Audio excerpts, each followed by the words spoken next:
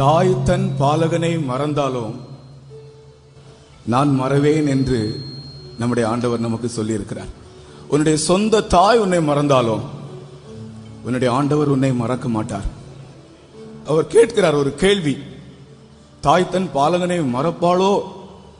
மறந்தாலும் நான் உன்னை மறவேன். எவ்வளவு ஒரு நிச்சயமான வாக்குத்தத்தம் பாருங்கள். அதை எத்தனை பேர் விசுவாசிக்கிறீர்கள்? நம்மை மறவாத தேவன் நம்முடைய மத்தியில் வந்திருக்கிறார்.